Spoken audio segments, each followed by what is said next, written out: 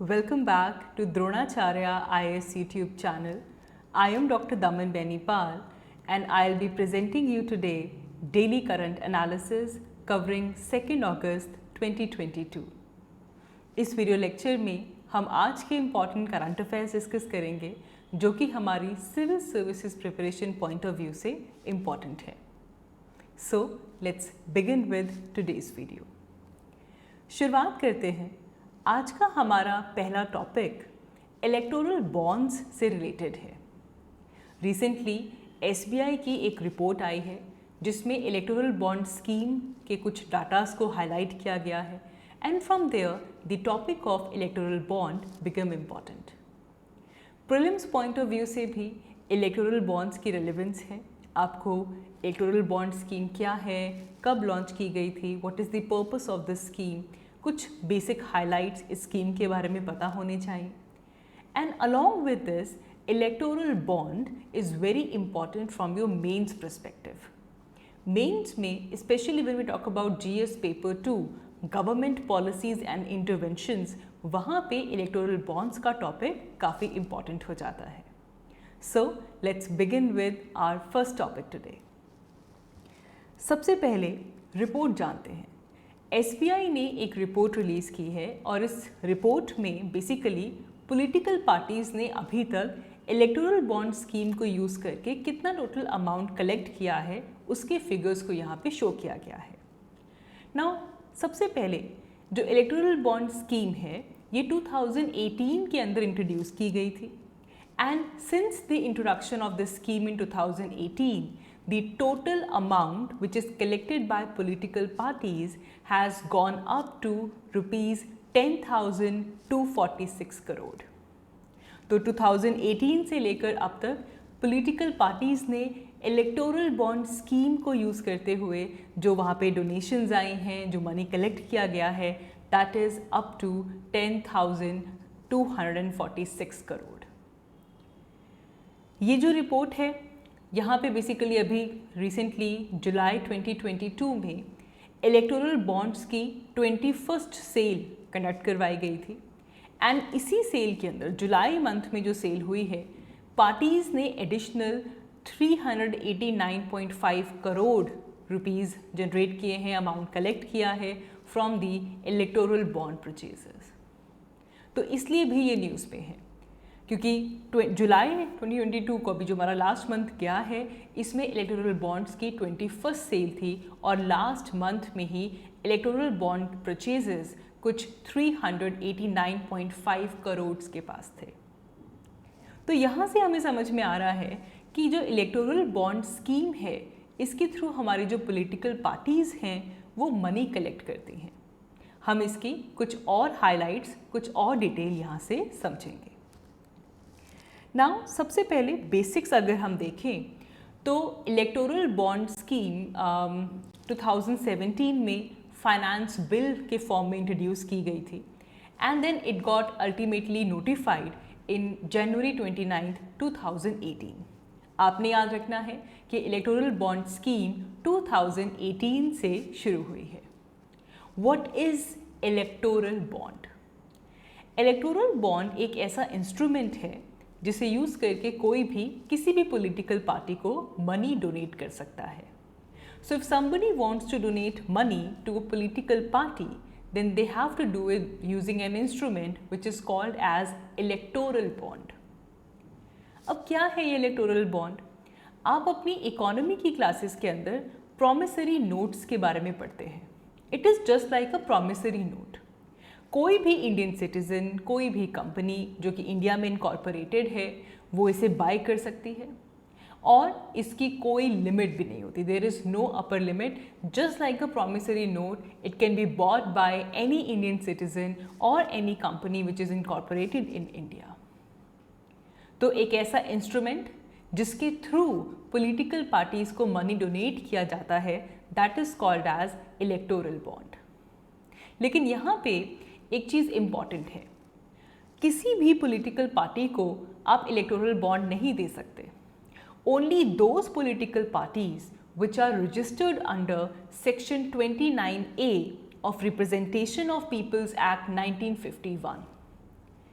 जो आपका representation of people's act है 1951 आरपीए, इसके सेक्शन 29A के अंडर जो पॉलिटिकल पार्टीज रजिस्टर्ड हैं, सबसे पहले उनको आप यहाँ पे डोनेशन दे सकते हैं in the form of electoral bonds, and that party have secured not less than 1% of the votes polled in the last general elections. अब अगर वो पार्टी नेशनल लेवल की पार्टी है तो अगर हाउस ऑफ पीपल लोकसभा की अगर इलेक्शंस हुई तो लास्ट इलेक्शंस में जितनी पोल्स हुई थी, टोटल पोल्स में से एटलीस्ट कम से कम 1% से ज़्यादा वोट्स उनको मिली होनी चाहिए, ऐसी पॉलिटिकल पार्टी को ही इलेक्टोरल बॉन्ड्स इशू होंगे। सो they must have secured vote not less than 1% in the last elections। अब कोई स्टेट लेवल पार्टी है तो जनरल आपके वहाँ पे लेजिस्लेटिव असेंबली आ जाएगी कि लेजिस्लेटिव असेंबली विधानसभा की जो इलेक्शंस हुई थी उसमें कम से कम एटलीस्ट 1% जो टोटल पोल्ड वोट्स थी उससे ज़्यादा इस पॉलिटिकल पार्टी को मिला हो। तो याद रखिएगा, ये आपके प्रीलिम्स में एक पॉइंटर बन के आ सकता है कि क्या सभी पार्टीज को इलेक्टोरल बॉन्ड्स इशू किए जा सकते हैं। Answer is only those parties first of all which are registered under section 29A of Representation of Peoples Act and have secured not less than 1% of the votes polled in the last general elections. Only such political parties are eligible to receive the electoral bonds. Then यहाँ से हमें ये समझ में आ गया कि क्या है ये इलेक्टोरल बॉन्ड, पार्टीज़ को डोनेशन मिल रही है। अब जब हम इसका प्रोसीजर देखने जाते हैं तो SBI बैंक को ऑथराइज किया गया है। SBI bank is authorise to issue and encash the electoral bonds. इसीलिए ये जो रिपोर्ट हम पढ़ रहे हैं इलेक्टोरल बॉन्ड्स को लेकर, ये SBI बैंक ने ही रिलीज़ की है। ये बॉन्ड्स SBI बैंक सेल करता है and these bonds are sold in the denomination of 1000, 10,000, 1 lakh, 10 lakh, 1 crore. मतलब 1000, इससे बड़ा 10,000, फिर 1 लाख, फिर 10 लाख, फिर 1 करोड़। सिर्फ इन्हीं डिनोमिनेशंस में इलेक्टोरल बॉन्ड्स को सेल किया जाता है। एंड इन बॉन्ड्स को आप डिजिटली भी बाय कर सकते हैं and you can also buy these bonds through cheques. तो प्रोसीजर, अगर हम प्रोसीजर की बात करें तो SBI बैंक इन बॉन्ड्स को सेल करता है। डिनोमिनेशंस कौन कौन सी हैं? 1000 से शुरू हो जाएगी, 1000, 10,000, 1 लाख, 10 लाख एंड 1 करोड़। ये डिनोमिनेशन है। हालांकि जैसे कि हमने पहले पढ़ा, कोई अपर लिमिट नहीं है, कोई लिमिट तय नहीं की गई है कि कितनी डोनेशंस आप इस लिमिट तक कर सकते हैं। नो, ये सिर्फ और सिर्फ डिनोमिनेशंस हैं। And you can buy these bonds digitally or through the checks as well. Apart from this, another important information over here is कि ये जो bearer instrument है इसमें कोई भी information नहीं होती. It does not have any information about the buyer or the payee and the holder of the instrument, which is a political party basically. Political party को ही इसका owner माना जाता है। किसने दिया ये इलेक्टोरल बॉन्ड, कौन बायर है, कौन पेई है, इसकी इंफॉर्मेशन यहाँ पे नहीं होती। Also there is no limit on the number of bonds an individual और अ कंपनी कैन परचेज। ये भी याद रखिएगा, कोई भी लिमिट यहाँ पे सेट नहीं की गई है। तो कौन कौन इलेक्टोरल बॉन्ड्स बाय कर सकता है?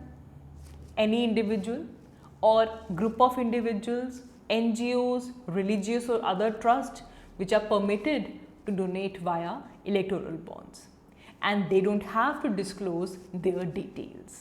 This is something very important.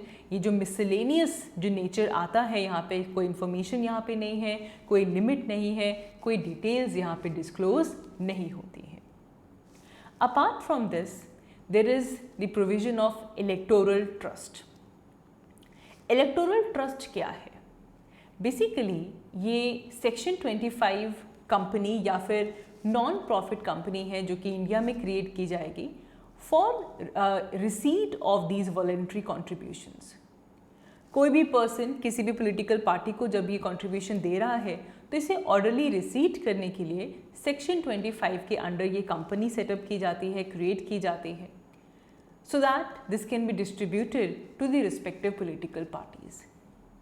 And this electoral trust, ऐसी ये इलेक्टोरल ट्रस्ट क्या करेगा कि जो भी रिसीट्स आई हैं, कॉन्ट्रीब्यूशंस जो आए हैं, इनको पॉलिटिकल पार्टीज़ में डिस्ट्रीब्यूट करेगा।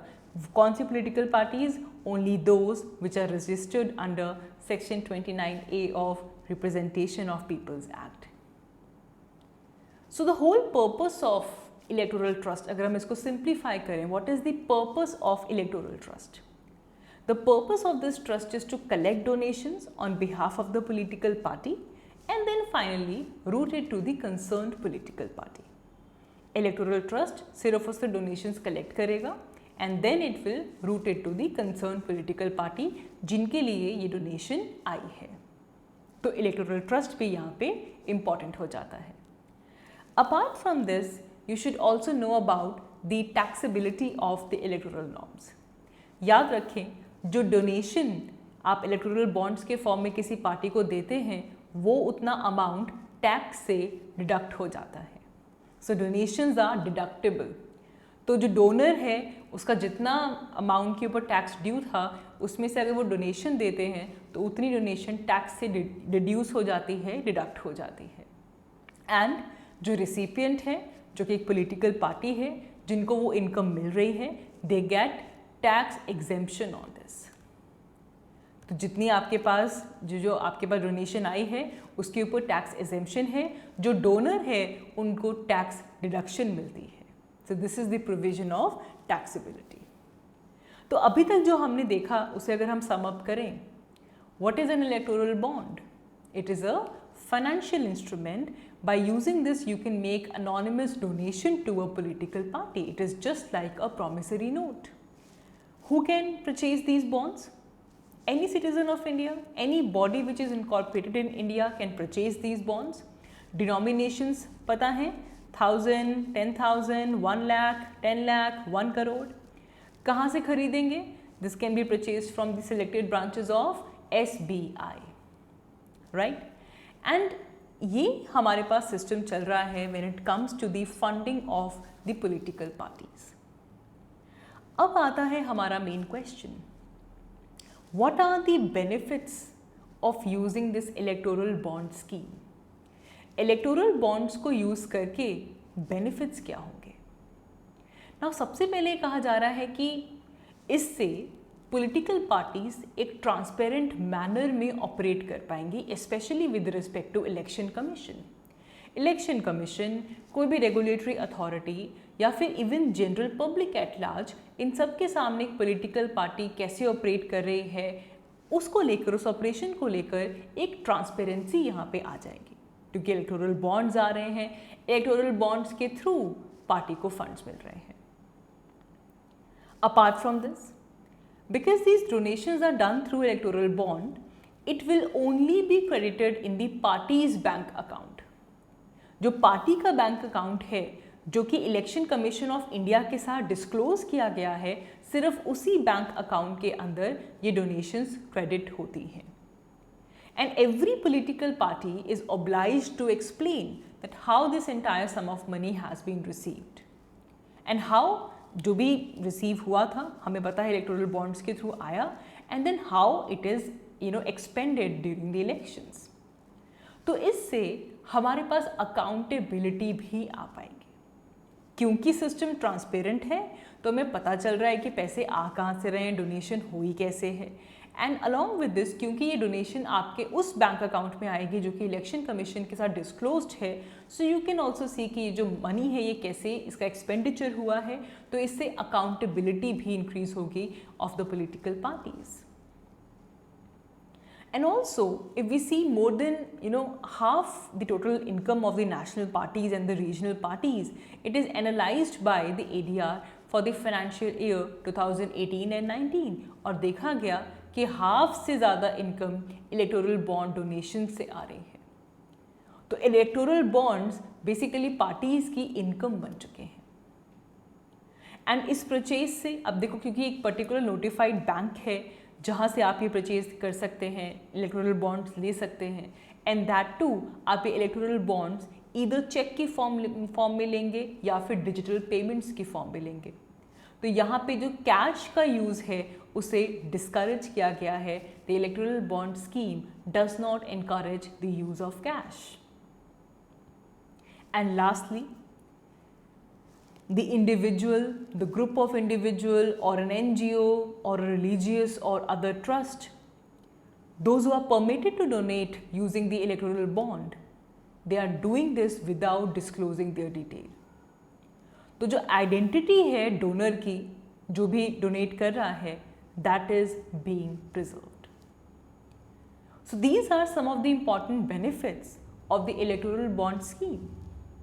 ट्रांसपेरेंसी को बढ़ा रहा है, अकाउंटेबिलिटी को इम्प्रूव कर रहा है, it is acting as an income for the parties, it is discouraging the use of cash, and it also maintains anonymity. So if these are the benefits, with the same comes the challenges. Challenges भी इसी के साथ ही आते हैं. सबसे पहली चीज़, जो major political parties हैं, they have not disclosed the amount that they received through the electoral bond. जो अमाउंट की डिस्क्लोजर है उसे लेकर इशू है. पॉलिटिकल पार्टीज को कितना अमाउंट मिला वो डिस्क्लोज नहीं करते. और ये भी कहा जाता है कि इलेक्टोरल बॉन्ड स्कीम को इंट्रोड्यूस करके बेसिकली हम डेमोक्रेसी को डिस्टॉर्ट कर रहे हैं, क्योंकि वी नो कि हर एक पॉलिटिकल पार्टी को इलेक्टोरल बॉन्ड्स के थ्रू डोनेशंस नहीं मिल सकती. सिर्फ ऐसी पॉलिटिकल पार्टीज जो कि 2 कंडीशंस फुलफिल कर रही हैं. एक तो सेक्शन 29A के अंदर रजिस्टर्ड होने चाहिए, लास्ट जो आपकी वो वोटिंग हुई थी उसमें नॉट लेस देन 1% वोट्स उनके पास होने चाहिए, only then. And therefore right now there are only 23 political parties in India which are eligible for the redemption of electoral bonds. So this is how the electoral bond is distorting the democracy as well. अब एक और चीज़ यहाँ पे समझनी होगी कि electoral bonds को introduce करने से पहले क्या सिस्टम था. इलेक्टोरल बॉन्ड से पहले पॉलिटिकल पार्टीज़ को अपने डोनर्स की जो डिटेल्स थी उनको डिस्क्लोज करना होता था, specially those donors who have donated more than 20,000 rupees. ऐसे डोनर्स जिन्होंने 20,000 रुपीज़ से ज़्यादा की डोनेशन की है, तो पॉलिटिकल पार्टी को अपने डोनर के डिटेल्स को डिस्क्लोज करना पड़ता था. अब क्योंकि अब ये चेंज आ गया है, अब इलेक्टोरल बॉन्ड स्कीम में अनोनिमिटी मेंटेन की जाती है. So this change infringes the citizen's right to know. हमें पता ही नहीं है कौन सी पॉलिटिकल पार्टी को कौन डोनेट कर रहा है, and it makes even the political class even more unaccountable. Benefits में हम बोल रहे हैं अकाउंटेबिलिटी बढ़ रही है, लेकिन जब हम चैलेंजेस की बात करते हैं तो क्योंकि यहाँ पे एनोनिमिटी बनाई रखी जाती है, डोनर्स की इंफॉर्मेशन डिस्क्लोज नहीं की जाती है, it makes the political class more unaccountable. And right now if we talk about the anonymity does not apply to the government of the day, which can always access the donor's detail by demanding the data from SBI. Government SBI bank से कौन सी party को कौन donor donation दे रहा है उसकी information government को मिल सकती है. This only applies to the people of India. Only the people are kept in the dark about the source of these donations. So therefore, it is not complete anonymity. The government can always know the details of the donor. So therefore, one of the biggest challenge over here is the shallow anonymity which comes with this. Along with this, there are situations where the contribution which is received through these electoral bonds, they are not reported. Report ही नहीं किया जाता, and it cannot be ascertained whether the political party has taken any donation in violation of the procedure of the Representation of People's Act. Because Representation of People's Act में Section 29B आता है, which basically prohibits the political parties from taking donations from government companies and foreign sources. But you cannot be ascertained about it. आपको पता ही नहीं चलेगा कि जो political party है उनको कहाँ से किन्होंने donate किया है. So there is such situations where the unauthorized donations, the issue can be raised. And then also, it will become more convenient channel for the businesses to round trip their cash, which was parked in their tax haven, to a political party. And when these businesses, they are giving donation to the political party, in return they will want favor or advantage for something. So with this electoral bond scheme promotes crony capitalism, and there are a lot of loopholes.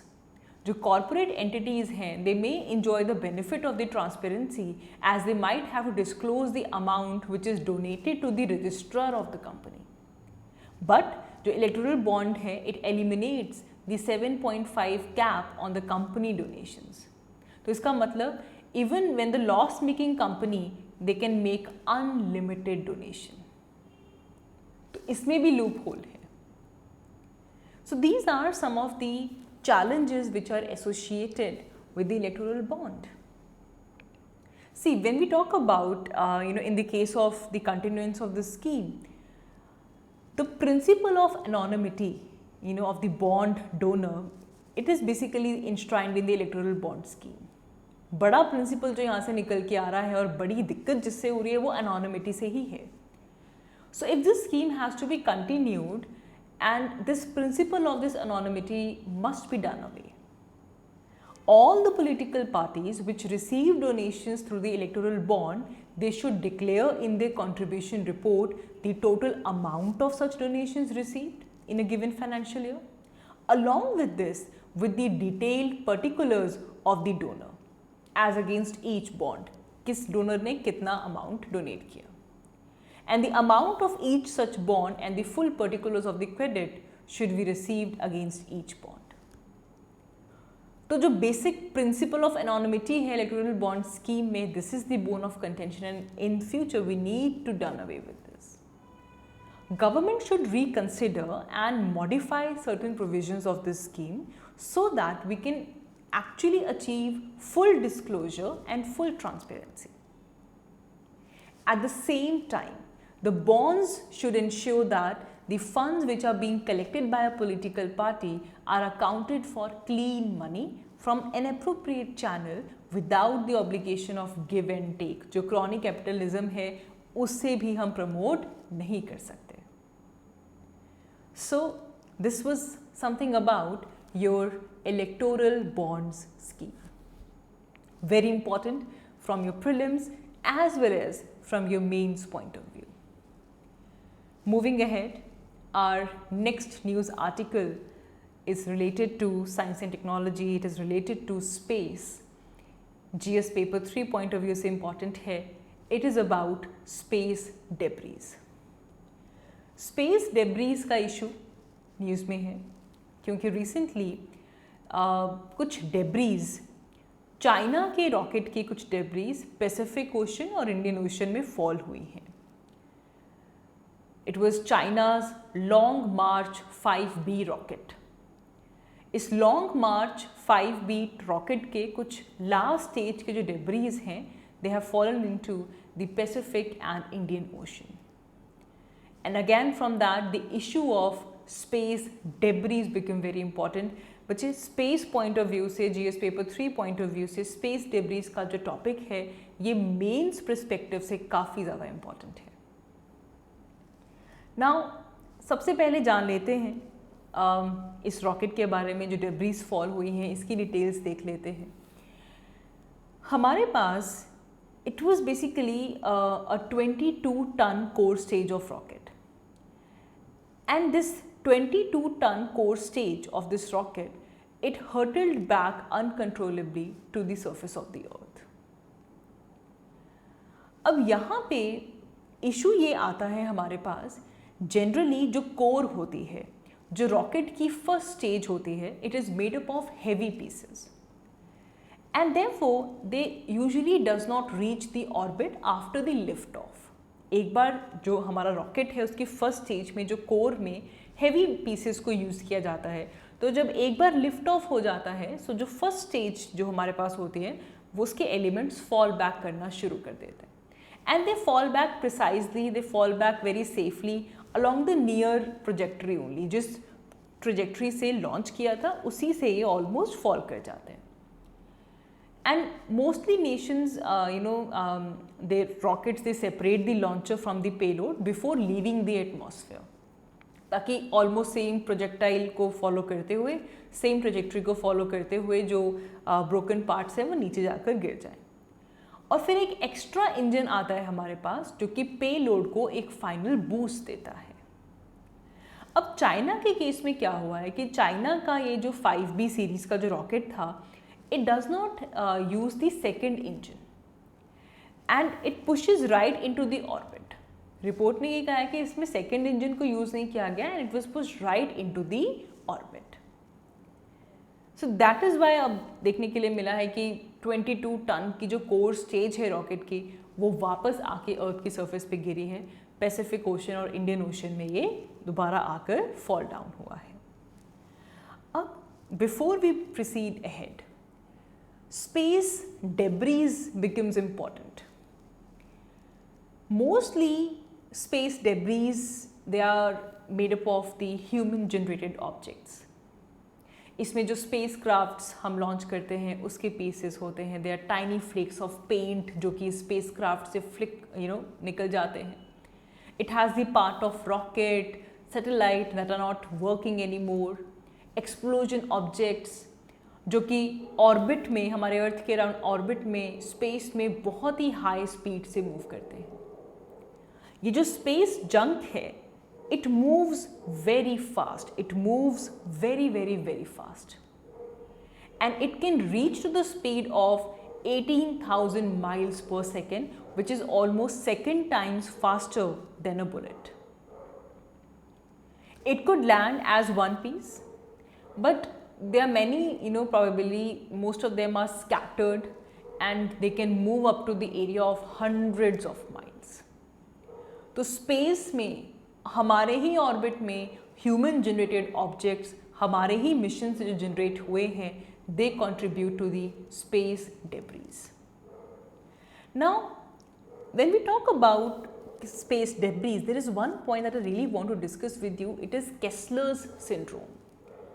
Kessler syndrome, it is important, ये prelims में आ सकता है, याद रखिएगा। सबसे पहले Kessler syndrome, it is related to the issue of space debris.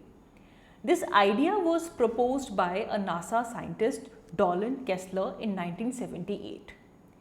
इसमें ये कहा गया था कि if there was too much space junk in the orbit, अगर हमारे ऑर्बिट में बहुत सारा स्पेस जंक होगा, this will result into a chain reaction. यहाँ पे आपस में जो जंक है, आपस में जो ऑब्जेक्ट्स हैं वो कोलाइड करेंगे and they will create new space junk in the process. तो कुछ स्पेस जंक्स हैं, चेन रिएक्शन शुरू हो गया, वो आपस में टकरा रहे हैं, आगे चलकर और आपके पास जो डेब्रीज हैं वो क्रिएट हो रही हैं and if this process will continue, this will make earth's orbit unstable and this is also known as collision cascading. ये जो कैस्केड ऑफ कोलिजन है, ये सबसे पहले नासा ने 1970s में देखा, जब कुछ डेल्टा रॉकेट्स के जो लेफ्ट आउट ऑर्बिट्स थे वो आपस में एक्सप्लोड होने शुरू हुए। सो केस्लर प्रोजेक्टेड कि it will take around 30 to 40 years for such a threshold to be reached and today some expert think that we are already at a critical mass in the low earth orbit. So ये याद रखिएगा कि जो chain reaction है, orbit का orbit के अंदर जो डेब्रीज हैं इनका आपस में कोलाइड करना, this concept is called as Kessler syndrome. Moving ahead, now हमें ये पता है कि स्पेस में डेब्रीज हैं और ये हार्मफुल हैं, तो हम इनको रिमूव क्यों नहीं करते? What are the challenges with respect to the space debris removal? See, first of all, it is difficult in tracking these uncontrolled descents because a lot of variables are involved in this, जिसकी वजह से precisely इन debris को track करना, वो दोबारा re-enter कब करेंगे, उनके drop off zones कौन से हैं, उनको track down करना, it is very difficult and there are so many factors जिससे जो prediction है वो बहुत ही challenging बन जाती है। Atmospheric drag अपना role play करता है, आप प्रोडिक्शन कुछ कर रहे हो, एटमॉस्फेरिक ड्रैग का अपना खुद का वहाँ पे इम्पैक्ट होगा, सोलर एक्टिविटी की वेरिएशन है, there is also the angle and the rotational variation of the object. अब हमें ये कैसे पता है कि कोई डेब्री जो क्रिएट हुई है वो किस एंगल पे मूव कर रही है, किस रोटेशनल वेरिएशन पे मूव कर रही है, बिकॉज उस हिसाब से उसका पाथ होगा. Therefore, it is very difficult to track such uncontrolled descents. Unfortunately, when you're removing these, debris, there is an explosion risk, which is even more dangerous. और सबसे इम्पॉर्टेंट चीज़ जो आप याद रखेंगे, that is the issue of property rights. अब कोई भी country किसी और कंट्री की सैटेलाइट का पार्ट, रॉकेट का पार्ट नहीं लेकर आ सकती without their permission. So property rights का इशू यहाँ पे आ जाता है. It is hard to eliminate space debris because there are huge chances कि जब हम स्पेस डेब्रीज को रिमूव करने जाएंगे we will create even more junk. And most of the satellite operators, they require hours and days to plan and execute a collision avoidance maneuver. अब इतनी debris हैं कि जब हमारे पास ये कोई भी मिशन होता है तो collision को किस तरह अवॉइड किया जाए इसको लेकर स्टडी की जाती है. So there is a lot of challenges which are related to the removal of space debris. Lastly, you should also know about some of the international events or some important agreements which are related to the space debris or space junk. तो एक तो हमारे पास आता है the Space Liability Convention of 1972. According to this convention, it defines that the responsibility in case of a space object causes harm. The treaty says that the launching state shall be absolutely liable to pay the compensation for damage which is caused by the space object on the surface of the earth or to a aircraft. तो जो responsibility है, कुछ भी अगर damage होता है, the responsibility lies with the launching state, the responsibility lies with the launching country. And the convention also provides for the procedure for the settlements of the claim. कोई भी डैमेज अगर हुआ है तो उसको लेकर सेटलमेंट भी कैसे करनी है. And the only settlement that was done using this convention, ये जो liability convention है, it was between the USSR and Canada. तो कुछ सोवियत कॉस्मोस 954 की कुछ डेब्रीज थी, they were falling in the Barren region and इसको लेकर सोवियत यूनियन और कनाडा के बीच में ही यहाँ पे सेटलमेंट करवाई गई थी. That is the only case. Apart from this, there is no law against the space junk which crash back to the earth.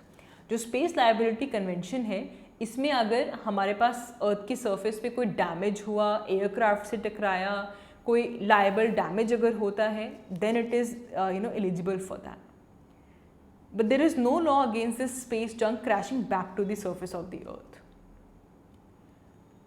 This debris can hit something or worse, someone or a people who are affected with this should be liable for the compensation. कुछ recent incidences भी हुए हैं हमारे पास. In the month of April this year they were suspected debris of the Chinese rocket. They were found in 2 Maharashtra's villages. So debris they are falling back on the earth and इस April month में ही महाराष्ट्र के villages में कुछ Chinese rockets की debris आई हैं.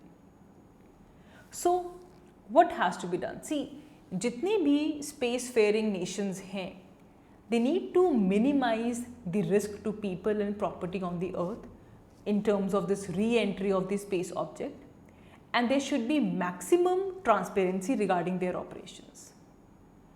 And it is also critical that all the spacefaring nations and the commercial entities, they act responsibly and transparently in the space so that we can ensure safety, stability, security and long-term sustainability of the outer space activities. And this problem of managing the space debris, it is an international problem, it is an international challenge. Therefore, a law should be framed by an international agency against such space junk which is crashing back to the surface of the earth. It is really something which we need to work on. So that is all for this video.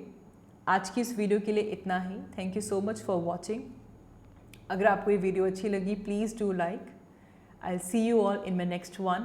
Thank you so much.